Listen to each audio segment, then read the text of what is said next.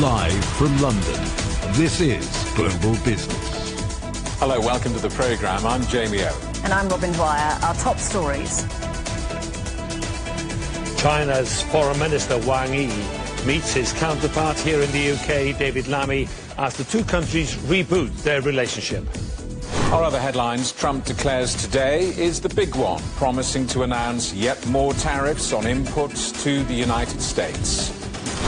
Alibaba teams up with Apple to bring artificial intelligence to iPhones in China. The UK economy sees surprise growth in the last quarter, boosted by Christmas spending. And that addictive daily caffeine kick, how the coffee market is percolating across China. China's Foreign Minister Wang Yi is in London for talks with the UK government. He's met his counterpart David Lammy, reviving the UK-China strategic dialogue, which was last held in 2018. This visit is part of a European diplomatic tour that will also include stops in Germany and Ireland. Our correspondent Yolo Abdavid is outside Downing Street. Yolo, what else can you tell us about these talks? I think it is hugely important for the UK government, and that's why they're having the second meeting between David Lammy and Wang Yi. They first met in China in October last year, but now they want to recalibrate the relationship. They want to try and improve international cooperation between China and the UK, and I think those comments by Wang Yi, when he talks about it, it's important that both countries actually demonstrate their responsibilities, he says, and also to practice multilateralism and support free trade. And I think that trade is something that both countries know that they can cooperate on, as well as other fields as well, like business and the economy, climate change and AI and so on. But in terms of improving the relationship, they know there are things that they disagree on, but trade is one thing, and possibly also conflicts in other parts of the world that they can agree. It's been quite a step change from the UK government. The new government voted in here last July, and the new Labour government and the new Prime Minister, Keir Starmer, have obviously decided that improving ties with China is hugely important, not least because it's one of the major economies in the world, but also it has great influence internationally. And there will be a difference of opinion. They've acknowledged that. They say that there will be areas where they can cooperate. There will be areas where they will not be in agreement with China. But I think on the whole, definitely, this reboot of the relationship is seen as very, very important between the two foreign secretaries, and that may lead to more meetings between the two leaders, because they did meet in November last year in the G20 in Brazil, and Keir Starmer and Xi Jinping had their first meeting, and that was the first meeting between the respective leaders of both countries since 2018. So, yes, it's important. And the UK government's made improving ties with China one of its foreign policy goals. And there's a good reason for that, Robin, because it's mostly about trade. Don't forget, this new government, when it came in, has said that it wants to improve growth in terms of the UK economy. It wants to improve business here, and the one way to do that is with trade. Now, last year, the trade between both countries was to the value of 110 billion US dollars. That's actually down about 13%, I think, from the previous year. So there's work to be done, but it's also something that both countries can agree on. So it's important on that, because whether it's the financial services, whether it's food and agriculture and other services, whether it's banking here, and the fact that despite all the huge changes in Britain, really in the last 8-9 years, with Brexit, COVID, and of course unrest and war in Eastern Europe and in the Middle East, it's very, very important now for Britain outside the EU to actually stand and have these different kinds of relationships, and China definitely is seen as quite important in that regards. Now, as I mentioned earlier, there'll be things that they disagree on. There'll be issues on Hong Kong, there'll be issues on Taiwan, on the Uyghurs, on Tibet, that they'll be pressurized. This government will be under pressure here to ask questions, also on cybersecurity.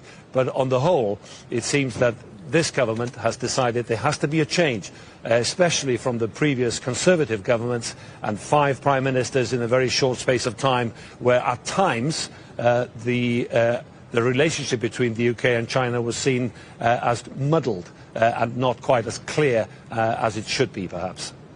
Yolo, thank you very much. Our correspondent Yolo Abdavid in Downing Street. Gerald Lyons is a senior independent director at the Bank of China in the UK. Well, the UK-China relationship is now warming up. It's gone through many different phases in the last decade.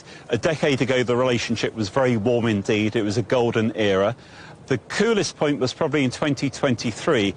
From a UK perspective, we had a refresh of what's called the Integrated Review, and then we had a new National Security Act. Both of those put China under the spotlight, so to speak. But since last summer, with a new Labour government in the UK, the relationship between the UK and China has certainly warmed up. The Prime Minister spoke with the President last October. We had the Foreign Secretary visiting China. Then in January of this year, we had the first economic and financial dialogue between the two countries for a number of years. And now we have the Foreign Minister visiting London. So very warm a decade ago, then very cold 2 years ago, now much, much warmer.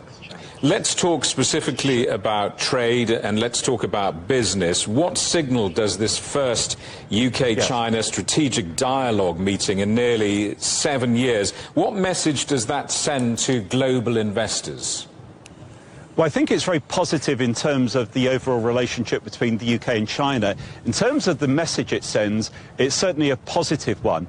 Now, when one looks at the relationship between the UK and China, one needs to differentiate between strategic and non-strategic areas. Strategic areas of defence, security, intelligence. Non-strategic is the overall business relationship.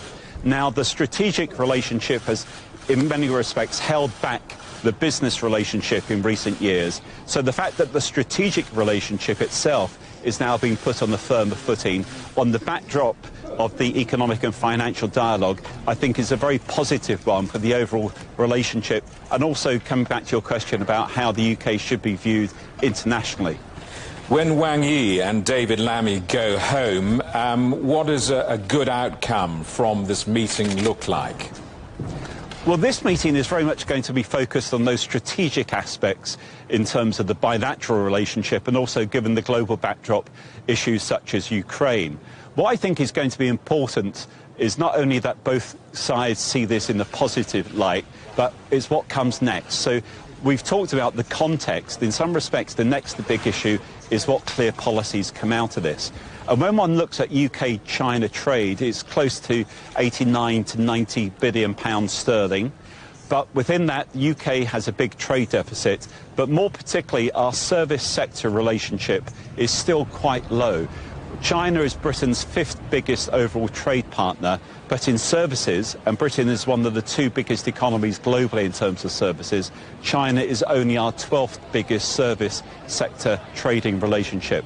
And I think that's one of the areas I would be hoping to see significant improvement and movements on in the next year or so. In terms of the international landscape, what does the possibility of a UK-China reset in the relationship mean for the rest of the world? Yeah, well, the UK talks about the China relationship in terms of the 3 Cs: challenge, compete, cooperate. But in terms of your question, the other C is very important, namely consistency. The fact that we're now starting to see a consistent sort of dialogue between both China and the UK is very positive. Naturally, there are going to be areas where both countries disagree. Naturally, there are going to be areas where both countries compete with one another. But at the same time, it's about the cooperation. So China will naturally want to invest more in the UK. And the UK naturally would like to see more service sector exports, in particular towards China. But coming back to your question, from an international perspective, I think it's the consistency that will be the important message that comes out of this. And we just heard in the last few moments that China's Wang Yi has met the UK Prime Minister, Keir Starmer, in addition to the meeting with the UK Foreign Minister, David Lammy.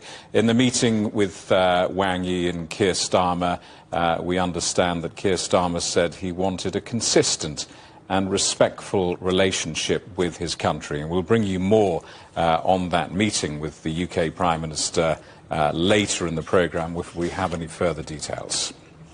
One key area of collaboration between the UK and China is renewable energy. Our correspondent Jen Copestake looks at the latest innovations in wind power and how the two countries are working together. Driving innovation in wind power, China recently unveiled this unique twin-rotor floating wind turbine. Called Ocean X, one V-shaped structure can power 30,000 homes for 3 years. Chinese wind turbine maker Mingyang also created the world's largest single-capacity wind turbine in August last year. While not on the same scale, the UK has developed unique technology to improve wind power production and is working alongside Chinese partners. Making wind turbines more efficient is one challenge that Chinese and UK companies are collaborating on. This can include retrofitting the blades with new technology, including using aerodynamic skills honed in Formula One. Anakata Wind Power, based in Oxford, has been working with Chinese wind farms since 2017. Chief Technology Officer Ben Wood was the head of aerodynamics for various Formula One teams. He's adapted techniques for aerodynamic efficiency for race cars to wind turbines. So this is called a vortex entrainer, and we currently make this part in China with our partners, and we developed it with them. We tested it out in Chinese wind farms on different Chinese technology, like Mingyang or Dongfang or Gold wind turbines.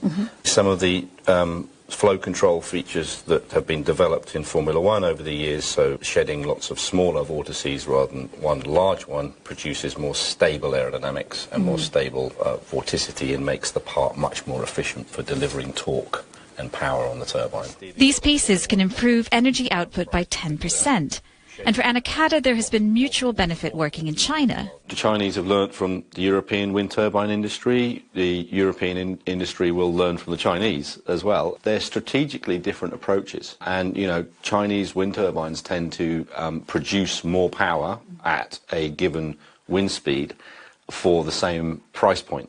And that's obviously a very attractive thing in what you'd call reduced cost of energy.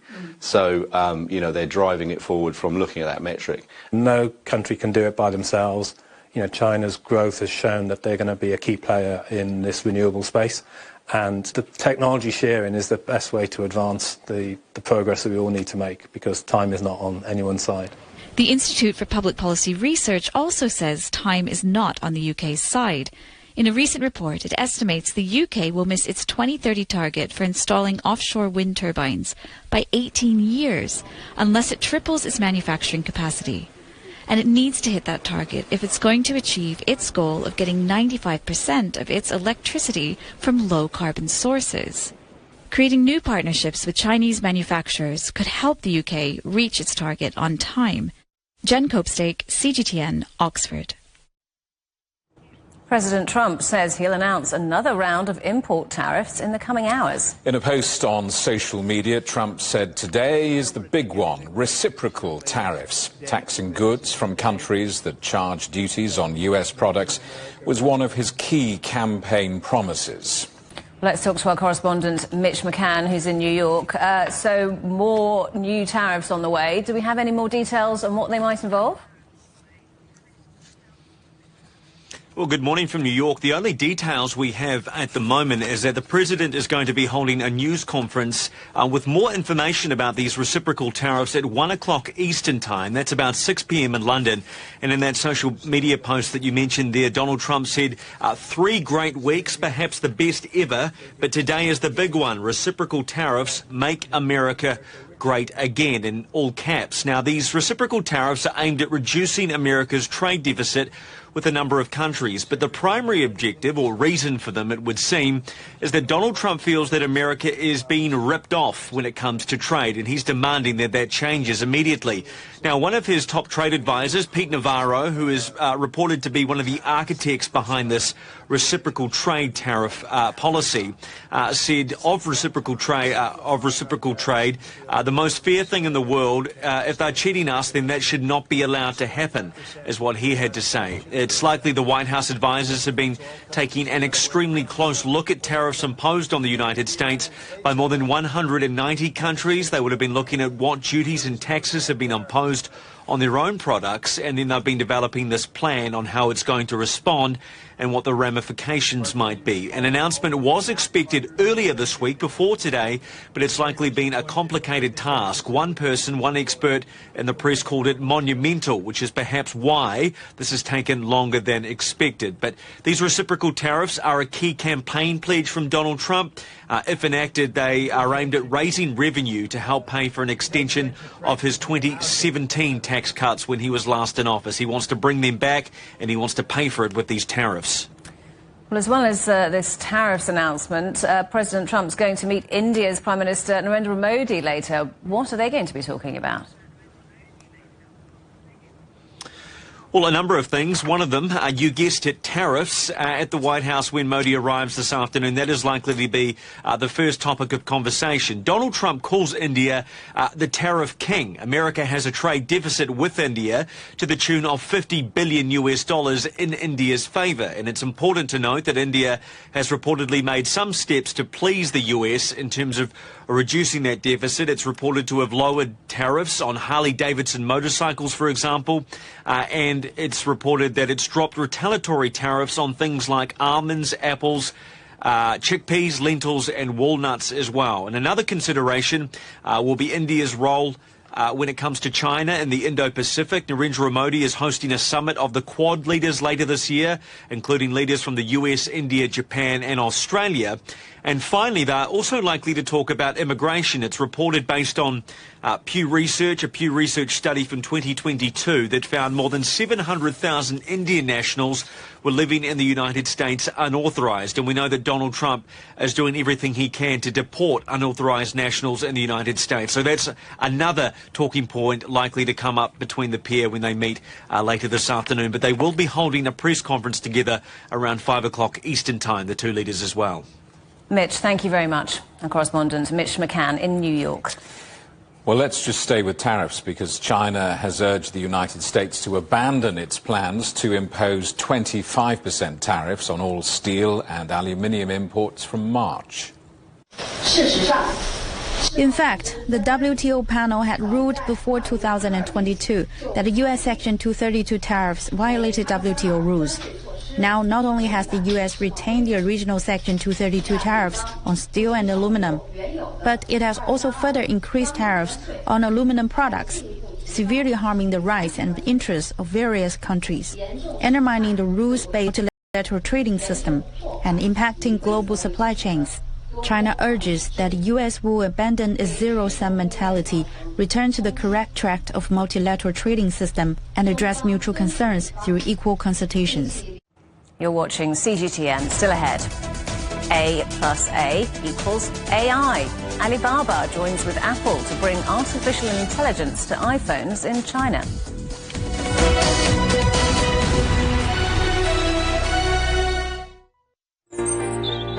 Ever wondered what's the difference between a bear and a bull market?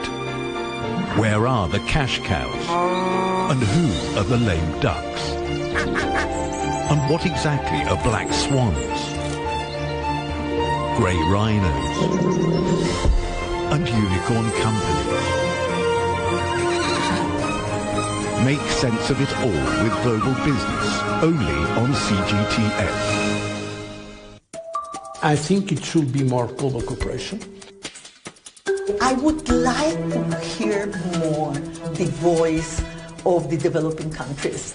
Globalization has lifted more than 1 billion people out of poverty.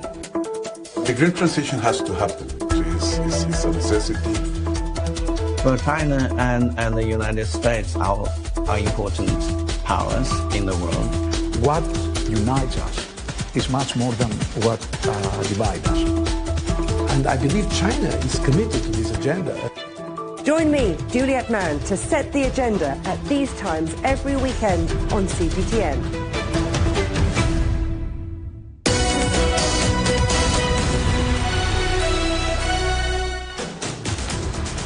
Hello, welcome back to Global Business Europe. Alibaba is partnering with Apple to roll out artificial intelligence features for iPhone users in China. The AI integration comes at a critical time for the iPhone, which has faced declining smartphone sales in a key market. Shares in Alibaba surged more than 9%, reaching their highest since January 2022. Mark Oswald is Chief Economist and Global Strategist at ADM Investor Services. Good to see you again, Mark. Welcome back to the programme. So Apple had a choice here, didn't they? But they've gone for Alibaba over other Chinese AI companies. Why did they choose them? I think it really boils down to retail footprint, where Apple needed a local partner for AI, and there are other partners. Indeed, we've had an announcement today that Baidu is also working with Apple on that front. But the most important thing is Apple's iPhone sales in China have been declining.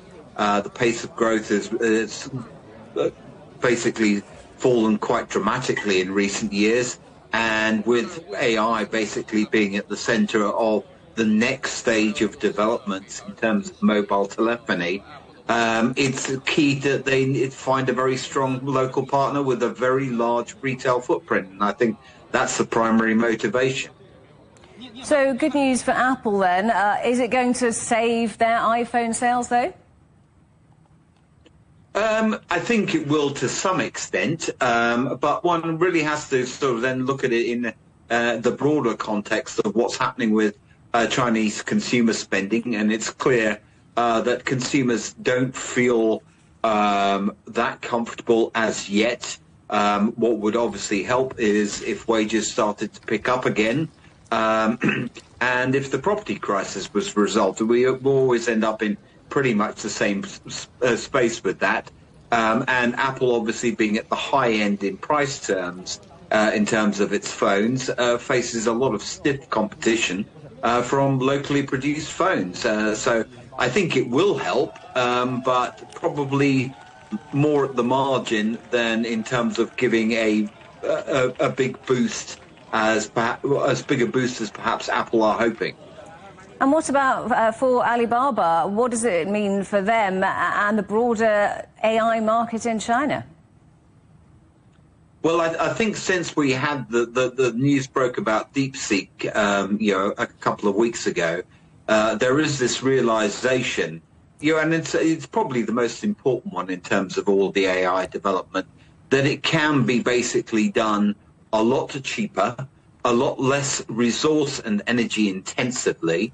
And China being sort of at the forefront of everything to do with renewable technology, it really has a strong chance here to break into the market. And what was thought to be some exceptionalism about the US AI market is probably now being undermined. And it's not before time, because at the end of the day, both in terms of the energy transition and in terms of AI, broader AI implementation, particularly generative AI, the sort of cost base that's being implied at the moment is simply not sustainable.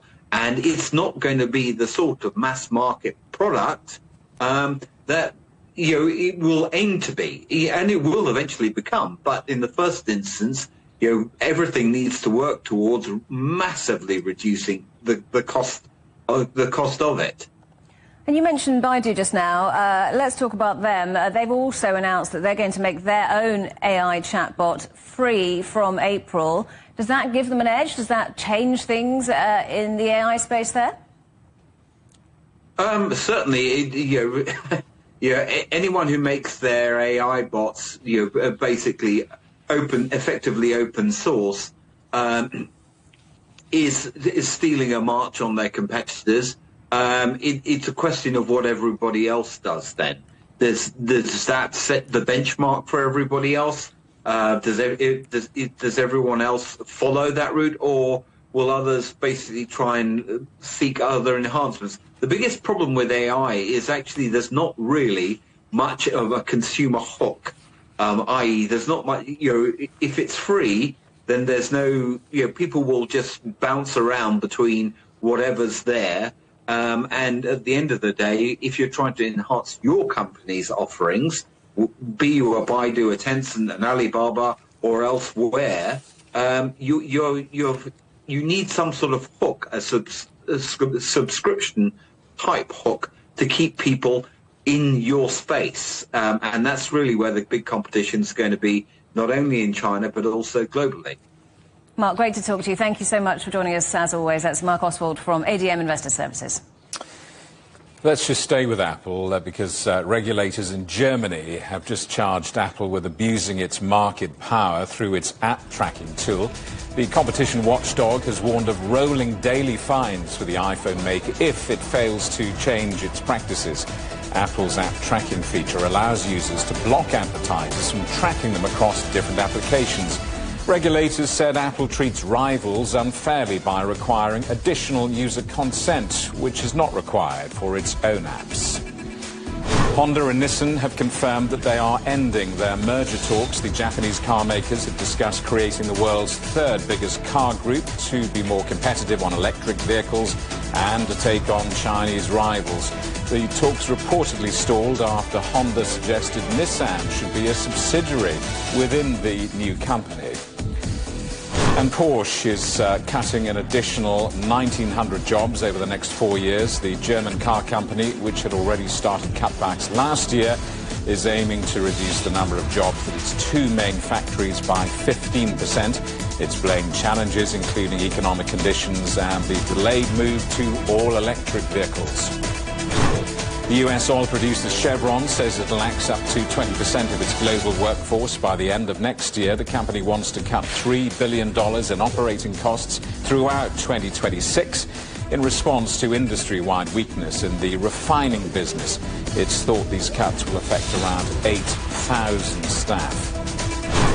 China's demand for fossil fuels in road and air transport fell slightly in 2024. The International Energy Agency says demand in the Chinese transport sector may have peaked. China has led global fuel demand over the past decade, but has rapidly been developing alternative energy. However, the IEA forecasts global oil demand will continue to grow this year. The UK economy grew unexpectedly at the end of last year. GDP, which is the sum of all goods and services produced, rose by 0.1% in the last 3 months of 2024, despite the Bank of England warning of a possible contraction.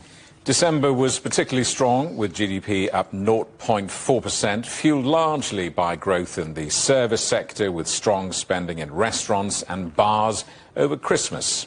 But growth overall in the UK remains modest. Last year, the economy expanded by 0.9%. That's compared to 2.8% in the United States.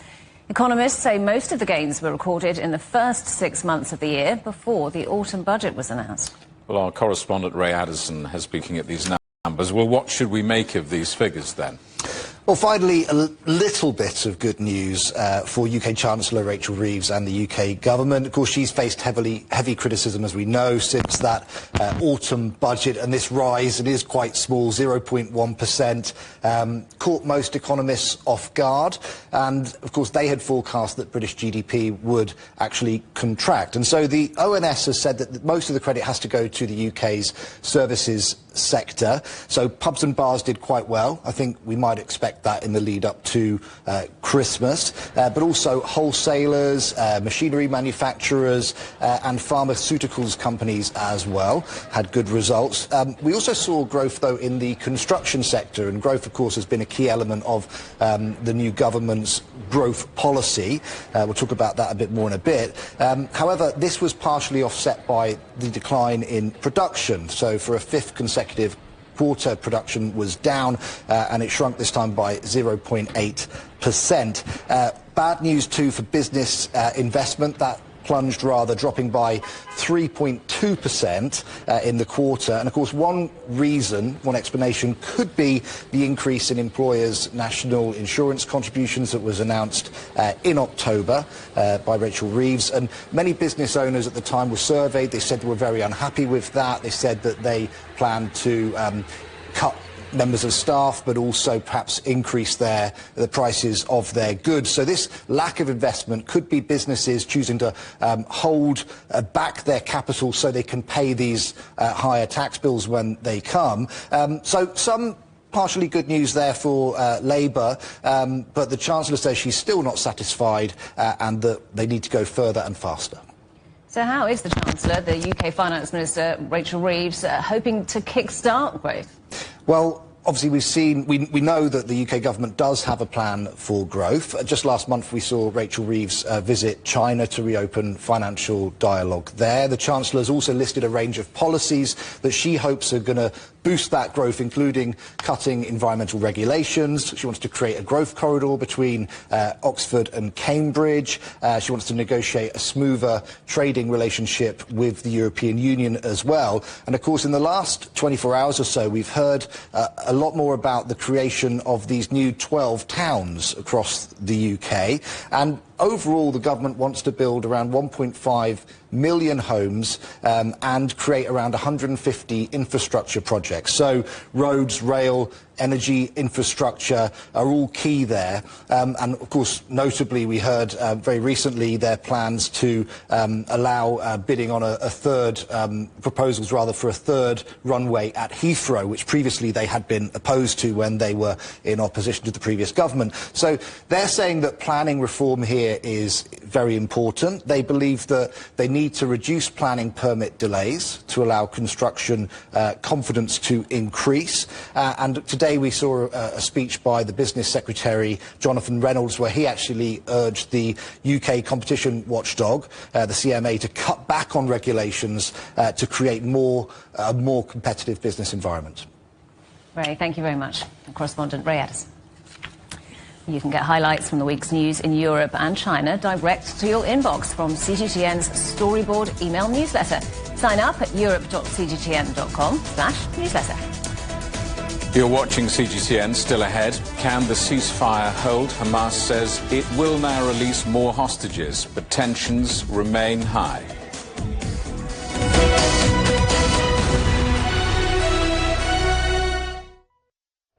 What do we mean when we talk about the difference? The difference is in the detail, the background, defense ministers from the wider angle and perspective of every story,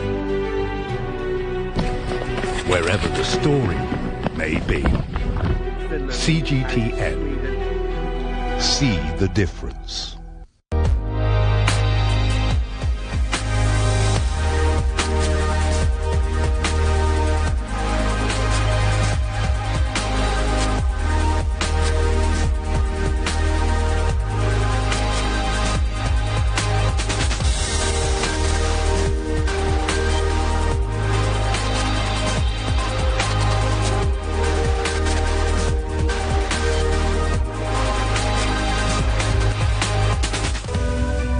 We are all connected. Across borders, across continents, connected by ideas, a shared humanity. Stay connected.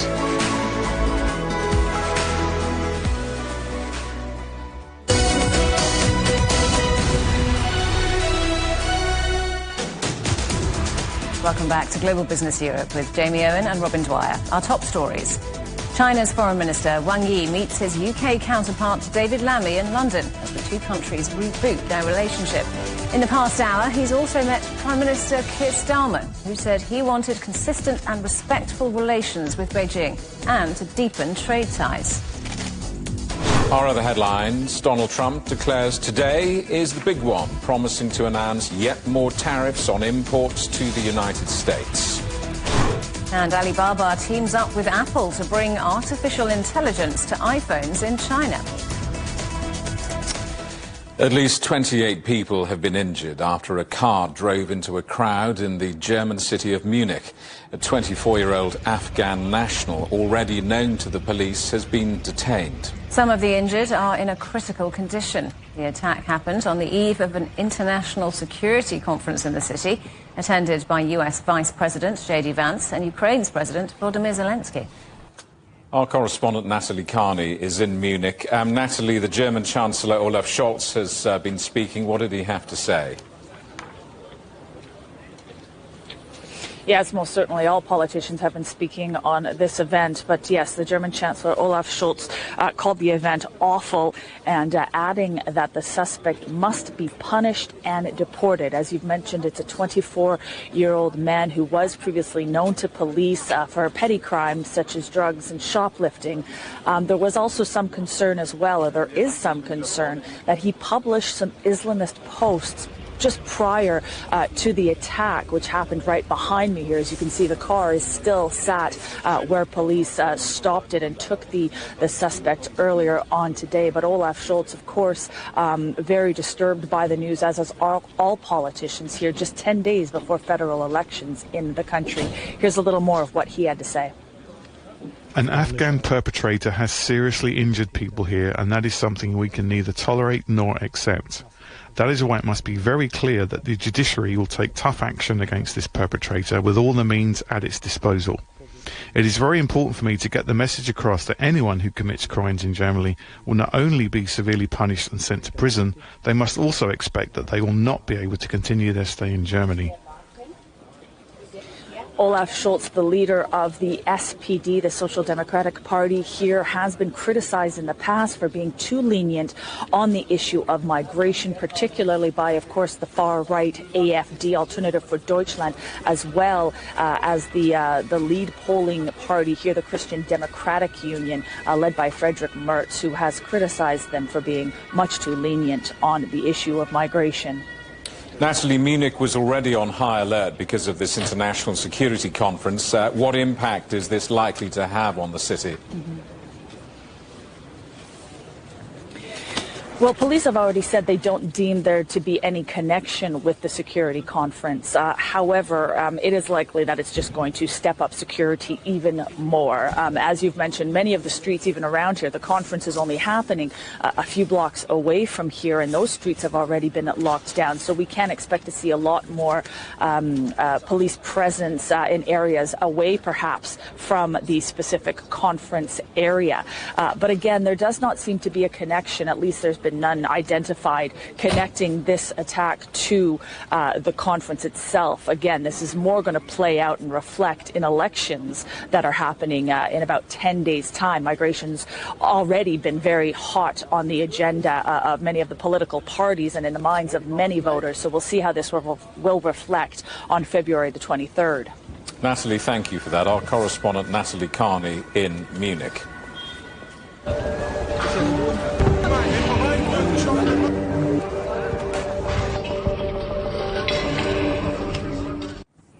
Hamas says it will continue implementing the Gaza ceasefire deal, including the release of 3 more Israeli hostages on Saturday.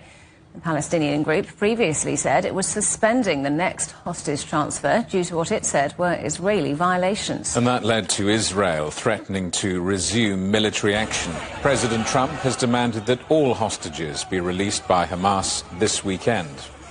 Our correspondent Rami Al-Maghari is in Gaza.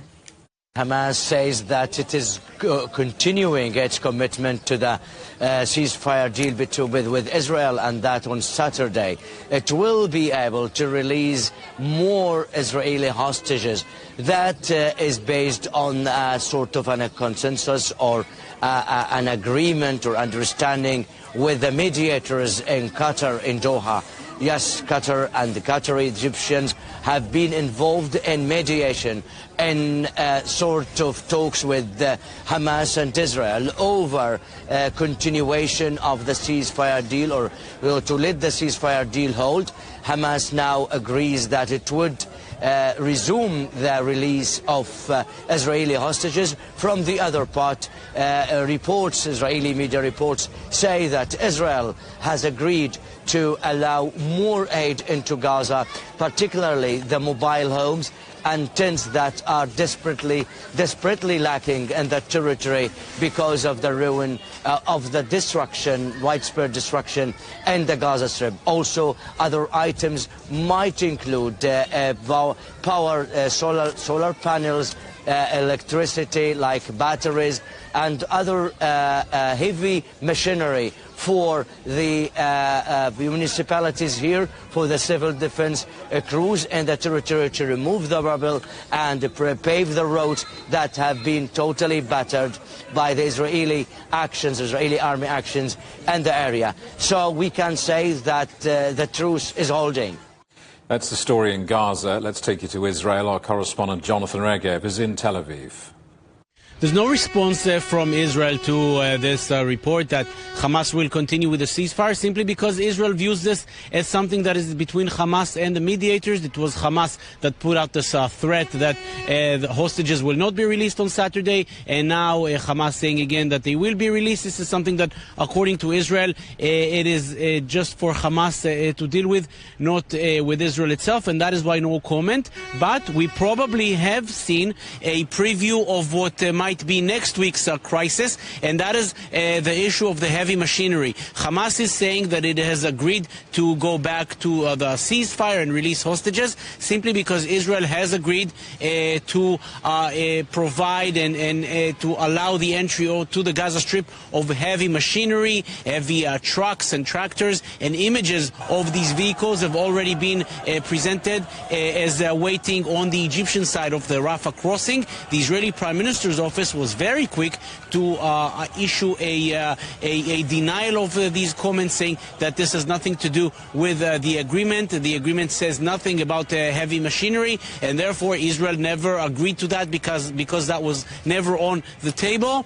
As it seems, we will see a release according to the agreement on Saturday, and we already have on the table the preview for what may be next week's crisis. It will really not be surprising to see a similar tension next week regarding the next phase of the release. For now, it seems this Saturday it will happen. European leaders have insisted that Europe must be involved in any peace talks with Russia alongside Kyiv. NATO defence ministers are meeting in Brussels after President Trump said negotiations to end the conflict in Ukraine would begin immediately. The European Union says it'll back Kyiv if it resists any deal that's reached without its own involvement. We have to make sure that Ukraine is in the best possible position. It is crucial that when a peace deal is struck, that peace deal is enduring.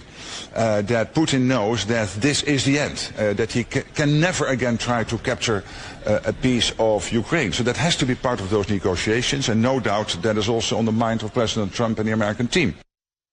Let's talk to our correspondent, Will Denslow, who's in Brussels. So, Will, what has been the reaction to President Trump's ceasefire proposal? Well, just moments ago, we've heard from Pete Hegseth, the US Secretary of Defense, who said, essentially a day after saying that Donald Trump was the world's best negotiator, he said effectively that while much of the world is playing checkers, Donald Trump is playing chess.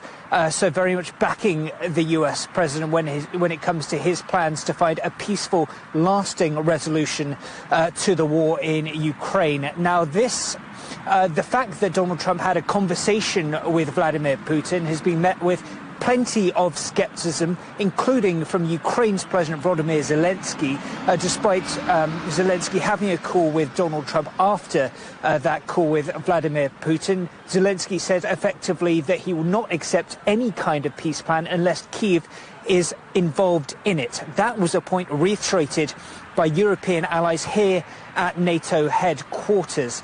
Also, the notion touted by the Trump administration that Ukraine won't have a future within the military alliance, and calling effectively the 2014 return to Ukraine's borders as unrealistic. Well, European allies here have said that appeasement never works. Germany's defense minister also saying that these types of negotiating tools should be saved for the negotiating table and not to be discussed before we've even got to a point for talks to begin. Also, again, pushing NATO to spend more on defence. Robin, that's absolutely right. This has been a lasting point made by Donald Trump and his team, reiterated again by Pete Hegseth just a moment ago. He said that it's common sense for Europe to do the lion's share of the protecting here in Europe, and the US presence effectively can't be everywhere. Now, the benchmark set for NATO allies on defence spending is 2% of annual GDP.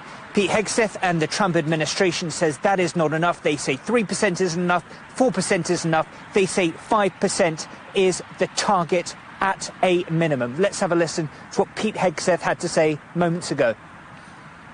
We can talk all we want about values. Values are important. But you can't shoot values. You can't shoot flags, and you can't shoot strong speeches.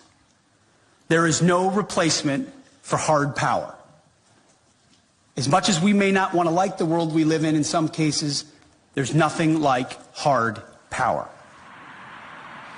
Now, Mark Rutte, the NATO Secretary General, is yet to provide an updated figure on defence spending, but he says that when it is presented later this year, it will be north of the current 2% benchmark.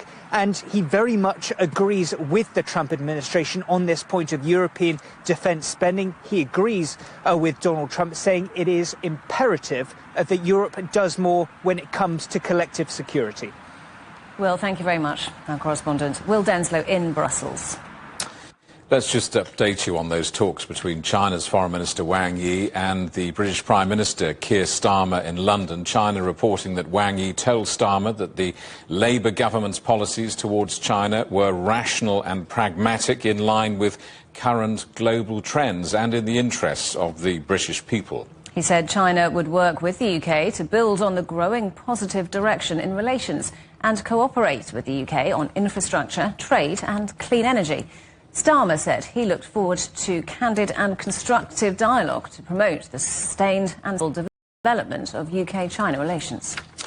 You're watching CGTN, still ahead, full of beans, cafe culture in China and its growing taste for coffee.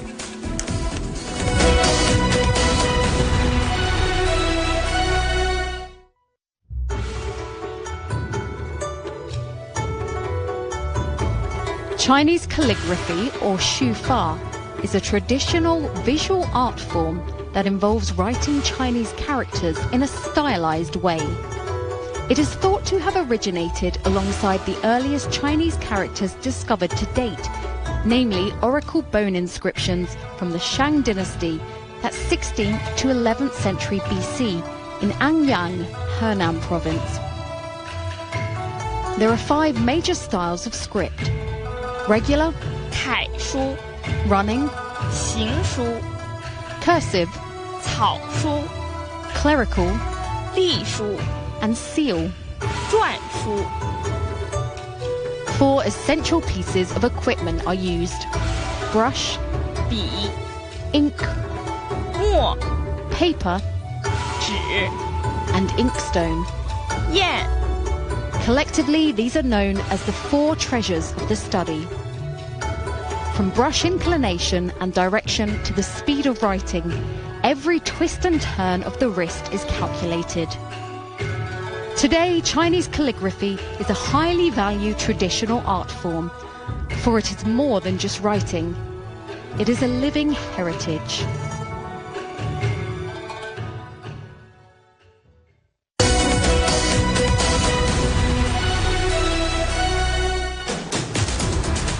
Welcome back to Global Business Europe. Coffee prices continue to soar due to supply shortages caused by poor weather. Arabica beans in the United States now cost just short of $9 per kilo. That's the highest price ever. Rising costs have led to stockpiling by traders, which in turn has exacerbated shortages, driving the prices higher. Meanwhile, China's coffee market is projected to pass $30 billion this year and is a growing business opportunity for many brands and shops. Our correspondent Tao Yuan reports from the city of Chengdu, home to an emerging independent coffee market. This is Chengdu's iconic Yulin community at the heart of the old city. Historically, this place has been a hub for local artists, musicians, poets, and architects, contributing significantly to the city's cultural landscape. Increasingly in Chengdu, a quiet revolution is brewing, one that blends artistic traditions with modern culture. Independent cafes, once a niche market, are now flourishing. A search on the map yielded dozens of results in this one block alone. So I decided to go to this one called Rebellion Beans because I think the name is in line with the artistic spirit here in Yulin of breaking boundaries. So just how rebellious is it? Owner Wang Zifeng studied engineering in Ireland and worked there as an architect. Growing up, he was a child who listened to his parents and excelled at school. So when he decided to come back to China to open a coffee shop, my dad hadn't even sent me a message for almost half a year.